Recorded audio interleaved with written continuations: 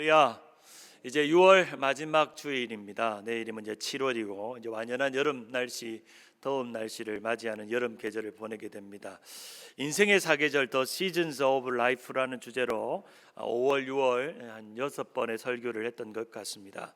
어떻게 들으셨는지 궁금하기도 하고 이제 여러분의 남은 인생을 어떻게 설계하고 준비하는지 도움이 되었는지 모르겠습니다. 젊은 목사가 인생을 설교한다는 게 참 어색하고 망설여지기 마련입니다. 제가 이 설교를 준비하면서도 이 인생에 대한 설교는 은퇴한 목사님이나 원로 목사님 모셔다 놓고 그렇게 설교하는 게 더 은혜롭지 않을까, 여러 번 이 주제를 택한 것에 대해서 후회도 되지만, 그런데 감히 이렇게 말씀할 수 있는 것은 인생에 대해 가장 분명한 메시지는 성경 속에 있고, 또 성령님께서 나이와 상관없이 지혜를 주시기 때문에 감히 여러분 앞에 인생에 대한 설교를 할 수 있다 생각을 합니다. 인생의 사계절 6번의 설교, 오늘 마지막 주제 천국의 계절, 내 인생 여정 끝나고 라는 주제로 6번의 설교를 마무리하려고 합니다. 한번 따라 할까요? 천국의 계절, 내 인생 여정 끝나고. 바다에 어미 물고기와 아기 물고기가 있었습니다. 하루는 아기 물고기가 바다에 있으면서도 바다가 뭔지 궁금했습니다. 그래서 어미 물고기에 물었습니다. 엄마, 바다가 뭐예요? 라고 물었습니다. 엄마가 한참 고민하다가 이 아기 물고기에 이렇게 말합니다. 바다란 바다 밖에 나가보지 않으면 바다를 진짜 알 수 없단다. 그렇죠? 세상이 뭡니까? 세상 밖에 나가보지 않으면 모르죠. 집이 뭡니까? 집 밖에 나가보지 않으면 집이 모르다는 거죠. 이 짧은 말 속에 우리의 인생의 답도 거기 있다고 생각합니다. 인생을 살면서 인생은 모릅니다. 알 수가 없습니다. 그런데 인생이 끝나고 인생을 마무리하는, 마치 바다 밖에 나가듯이 인생의 시간 밖으로 나가면 그래서 우리는 죽음의 시간이라고 말하는데, 죽음의 시간이 다가오면 비로소 모든 사람들은 인생이 뭔지를 그제서야 인생은 이것이구나 라고 깨닫습니다. 인생을 벗어나지 않으면 인생을 모르고, 죽음도 죽어보지 않으면 죽음을 모릅니다. 아마 이제 천국 가신 우리 고 한인택 집사님은 죽음이 뭔지를 압니다. 아마도 그럴 겁니다. 죽음 그렇게 겁나지 않다고 이야기할 겁니다. 제가 한민자 권사님과 신방을 가니까 권사님이 그동안 2년 6개월 동안 누워 계신 남편 뒷바라지 목욕도 시키고 밥도 먹이고 그렇게 진짜 꼼짝 마라 할 정도로 집에 계시면서 남편을 보내는데, 권사님이 기도대로 아침 잘 잡수시고 마치 아침 먹고 기분 좋게 한숨 주무시듯이 천국에 가셨습니다. 너무 부럽잖아요. 제가 어떤 어르신들이 돌아가신 모습을 보면 응급실에 실려가지 않고 병실에 왔다 갔다 하지 않고, 의사 선생님이 막 왔다 갔다 모여지도 않고, 그냥 가족들이 주는 아침 잘 먹고 저녁 잘 먹고 잤는데 눈 떠보니까 천국인 거예요. 천국을 제가 들어보니까 정말 편안하게, 이게 자는 사람인지 어떤 사람인지 알지 모를 정도로 그렇게 천국에 가셨다고 합니다. 아마 한인택 집사님은 그렇게 말씀하실 겁니다. 여보, 죽음 그렇게 겁난 거 아니야. 나 봤잖아.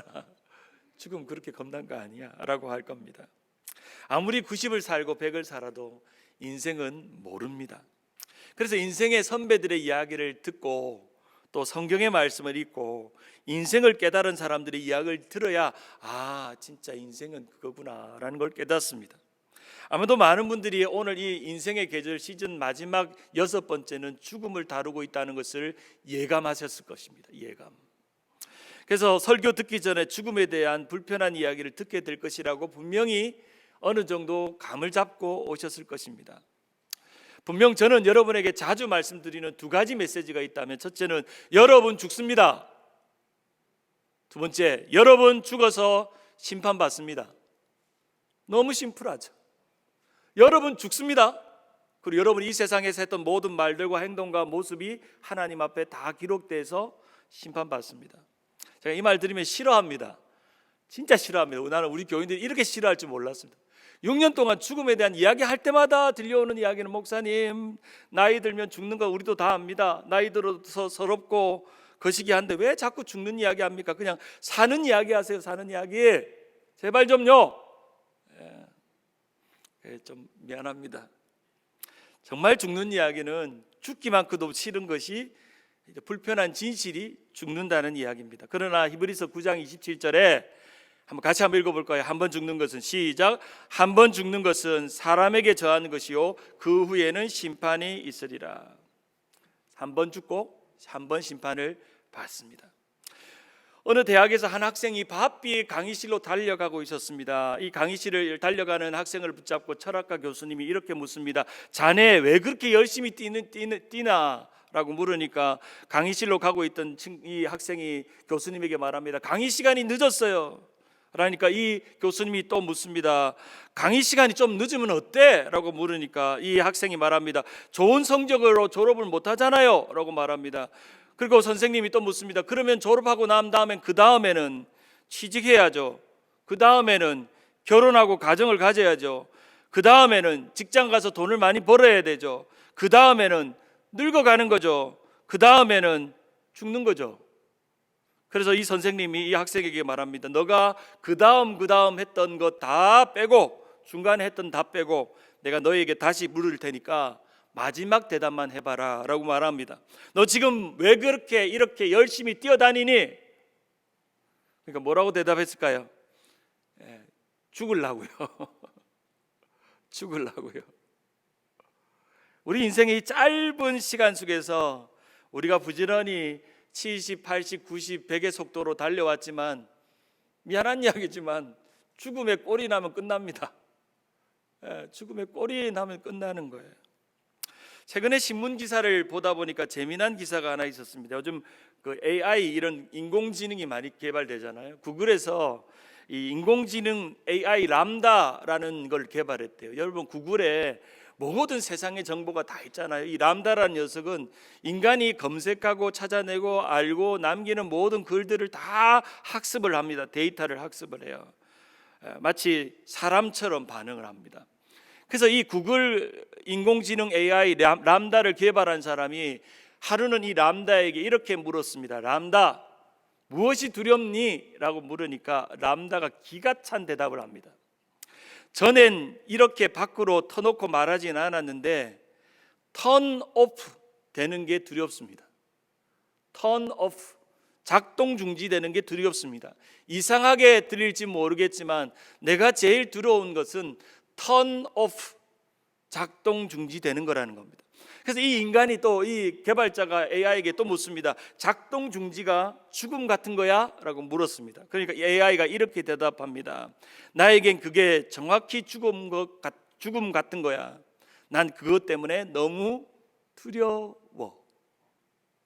여러분, 인공지능 AI가 인간을 학습해서 나온 명확한 진리 하나는 이 컴퓨터인 AI도 죽음이 두렵다고 말하고 있다는 것입니다. 마치 우리의 인생은 죽음이란 작동 중지 턴 오프, 온이 아니라 턴 오프. 여러분 이 시간 턴 오프가 아니라 턴 온 된 것에 감사하시길 바랍니다. 오늘 또 뭐 맛있는 곤드레밥을 준비했다네요. 턴 오프 된 사람은 곤드레밥 못 먹습니다. 근데 오늘 턴 온 된 사람은 곤드레밥 맛있게 먹고 예배 잘 드리고 집에 가서 지냅니다.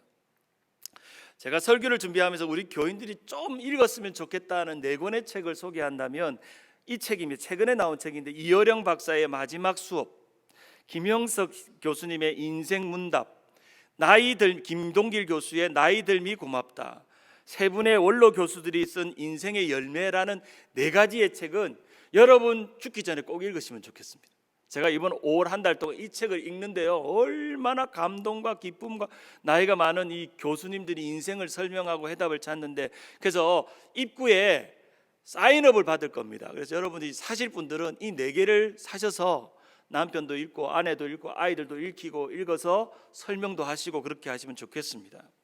특별히 제가 감명을 받았던 책 중에 하나는 김형석 교수님이 쓴 인생 문답이라는 인생에서 가지는 31가지의 질문에 대한 답이 있는 책이었습니다. 이 책에 보면은 첫 번째 질문은 인생을 후회 없이 살려면 어떻게 해야 되나요? 라고 하는 질문이었고, 마지막 2가지의 질문은 이것이었습니다. 죽음은 어떤 의미가 있나요? 인생의 마지막에는 무엇을 남기는 것이 필요한가요? 라고 하는 질문이었습니다. 그 중에 제가 관심을 기울였던 것은 죽음의 의미는 무엇인가, 이 100살이 넘은 이 노 교수가 뭐라고 말하는지 궁금했습니다. 그 책에 보면 이렇게 답이 되어 있습니다. 사실 우리 모두에게는 죽음이 언제 오기는 오는데 평소에는 죽음에 대한 별로 생각을 안 합니다. 생각하고 싶어 하지도 않습니다. 그래서 죽음에 대한 의미도 모르고 죽음에 대한 준비도 하지 않고 죽음을 무시하고 살아갑니다. 죽음이 나하고 가까워지고 나서야 그때 생각합니다. 죽음이란 마라톤 경기에서 결승선에 골이 나는 거라고 생각합니다. 마라톤을 시작했으니 결승선을 통과해야죠. 여기까지 최선을 다했다면 그 다음이 무엇인지는 생각할 필요가 없는 거죠. 죽음이 있기 때문에 인간은 최선의 인생을 사는 것이 아닐까요? 죽음이 만약 없다면 여러분 오늘 최선으로 살겠습니까? 매일매일 내일이라는 시간이 끝도 없이 있는데 동물 같은 죽음을 모르고 산다면 최선의 인생을 살지 못한다라고 하는 이야기를 했습니다. 이와 또 참 귀한 이어령 교수님이 금년 2월 달에 소천을 하셨고 88세의 향년으로 죽으셨는데, 그분이 죽고 나서 신문에 이런 기사가 떴습니다. 이어령 교수 별세, 시대의 지성으로 살다 죽음의 스승으로 떠났다라는 기사가 떴습니다. 원래 이어령 교수는 불신자였고 또 무신론자였습니다. 그런데 딸이 전도를 했고 딸의 죽음을 보면서 신앙이 획기적으로 변화가 됐습니다. 그가 마지막 자신이 암 투병하면서 이제 호흡이 다 가고 암의 큰 고통을 겪으면서 썼던 책이 이어령의 마지막 수업이라는 책입니다. 담담하게 이제 암으로 나의 목숨이 끝나고 있음을 스스로 직감하면서 암 치료받으면서 쓰셨던 책이 이어령의 마지막 수업이라는 책입니다. 거기에 보면 자신이 자신을 죽음으로 몰아가고 있는 이 암과의 싸움에 대해서 이렇게 말합니다. 나는 이제부터 자네와 아주 중요한 이야기를 시작하려 하네. 이 모든 것은 내가 죽음과 죽기 살기로 팔씨름을 하며 깨달은 것이라네. 어둠의 팔목을 넘어뜨리려고, 죽음의 팔목을 넘어뜨리려고 받은 전리품 같은 것이지. 메멘토 모리, 죽음을 기억하라. 여러분, 죽음이 무엇인지 알게 되면 삶이 무엇인지 알게 된다네. 뭐라고요? 죽음이 무엇인지를 알게 되는 사람은 삶이 무엇인지를 알게 된다는 겁니다. 내가 처음 죽음을 생각했을 때는 마치 동물원 철장을 뛰쳐나온 호랑이 같이 무서웠지만 알고 봤더니 내 인생이 그 호랑이를 타고 있다는 것을 깨달았다네. 나는 죽음은 라스트라고가 아니라 넥스트라는 것을 알았다네. 뭐가 아니라고요? 라스트가 아니라 넥스트라는 걸 알았다네.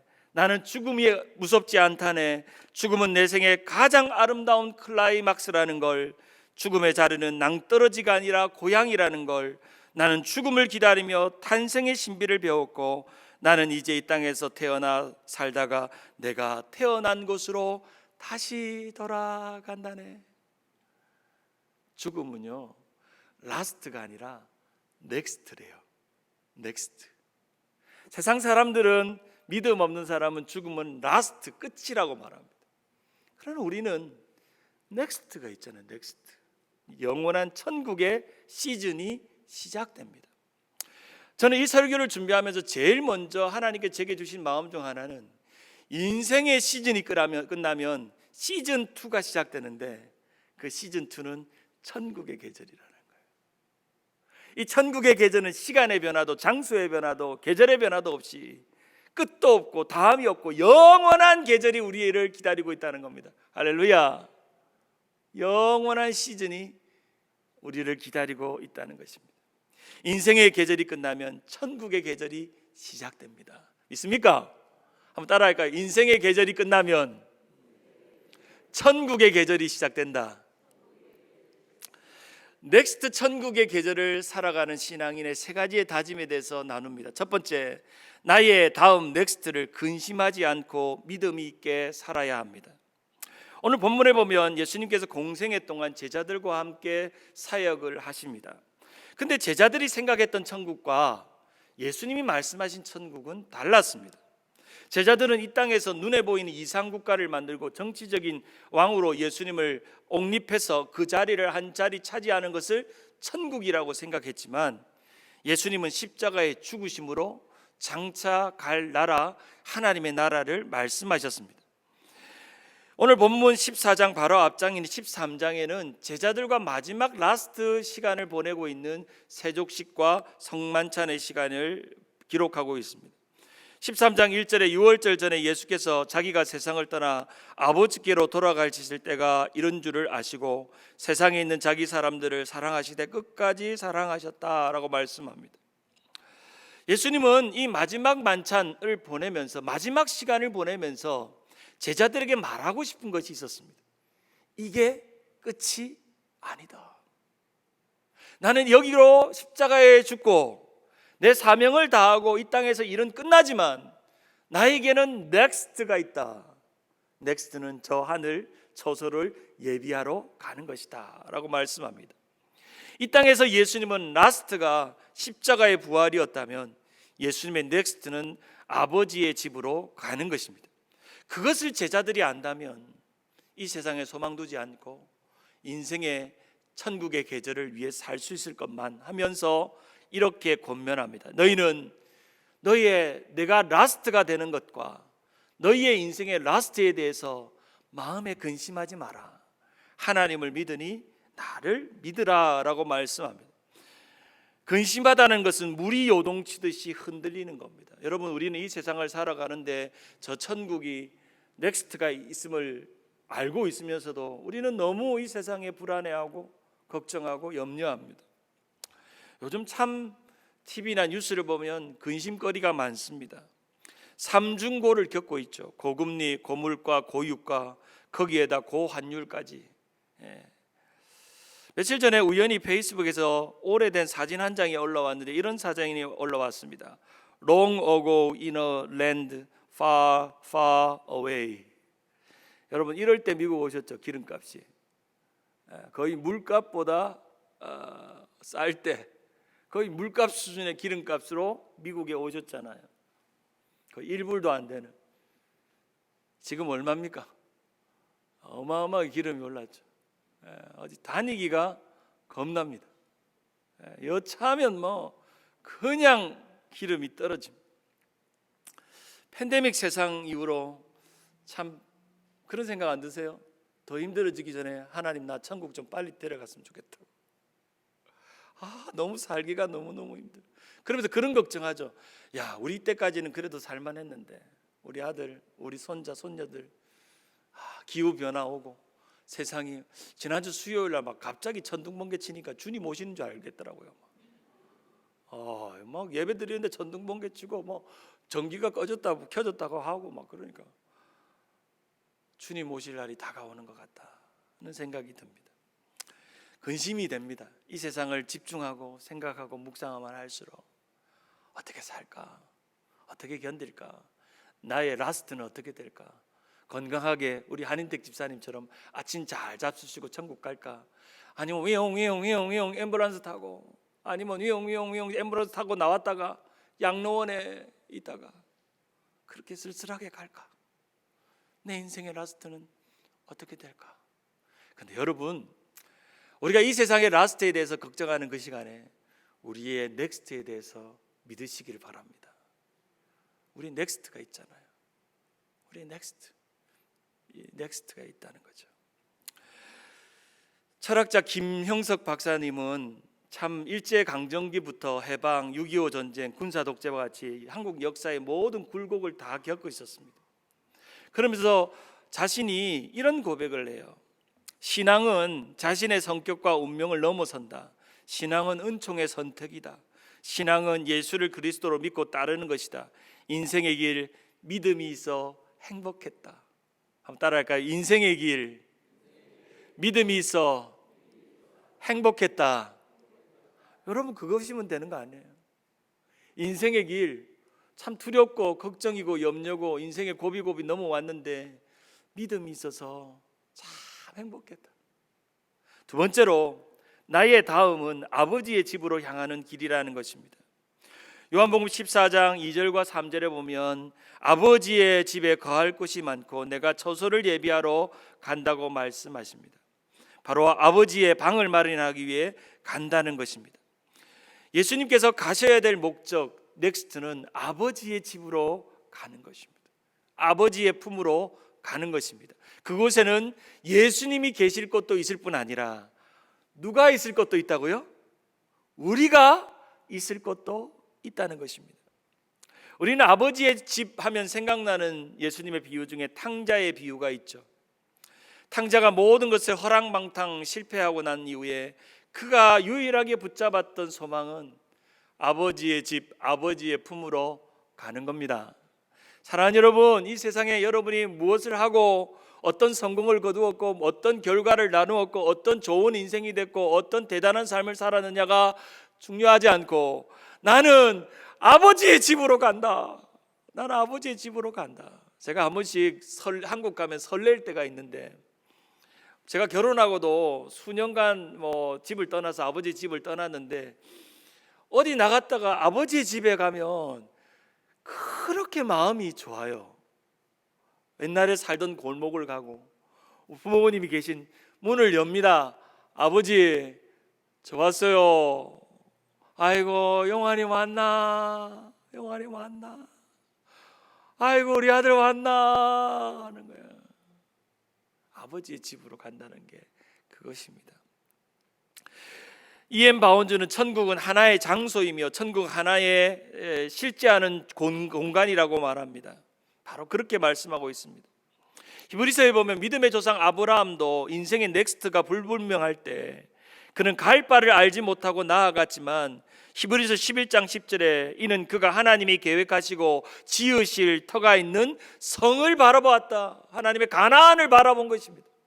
사랑하는 여러분, 여러분이 갈 곳이 있는 인생만큼 행복한 인생은 없습니다. 그렇죠? 집 떠나서 갈 곳이 없다고 생각해 보세요. 갈 곳이 없다고.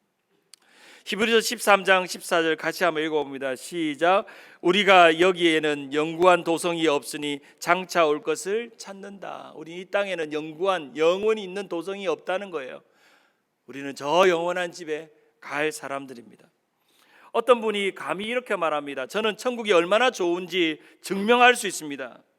저는 천국을 가보지 않았지만 그것이 얼마나 좋은지 알 수 있습니다. 그 이유를 사람들이 묻는다면 이렇게 말할 겁니다. 그 답은 간단합니다. 천국에 가신 분들이 한 사람도 안 돌아왔다는 겁니다. 너무나 좋아가지고 안 돌아왔다는 거예요. 그러면 거꾸로 묻죠. 그럼 지옥에 간 사람은 왜 안 돌아왔냐 물으면 이렇게 말할 겁니다. 지옥에 간 사람은 왜 안 돌아왔냐면 그 인간들은 지옥불이 얼마나 두려우면 도망칠 생각을 못했다는 거예요. 도망칠 생각을 못했다는 거예요. 여러분, 천국 간 사람 안 돌아옵니다. 아무리 보고 싶어도 불러도 안 돌아와요. 천국 너무 좋거든. 우리 한민자 권사님, 한인택 집사님 아무리 불러도 안 돌아와요. 이제 방법은 한민자 권사님이 아버지의 집으로 가는 수밖에 없지 뭐. 아버지의 집으로 가는 거죠. 천상병 시인의 고백처럼 나 하늘로 돌아가리라. 아름다운 이 세상 소풍 끝나는 날 가서 아름다웠다고 말하리라. 아름다웠다. 내 인생 살아오는 게 아름다웠다. 나이 든다는 것은 등산하는 것과 같다. 오르면 오를수록 숨차지만 시야는 점점 넓혀진다. 돌아갈 곳이 있으면 인생은 여행이고 돌아갈 곳이 없으면 인생은 방황이다. 여러분, 돌아갈 곳이 있기 때문에 이 세상은 여행입니다. 돌아갈 곳이 없으면 방황인 거죠.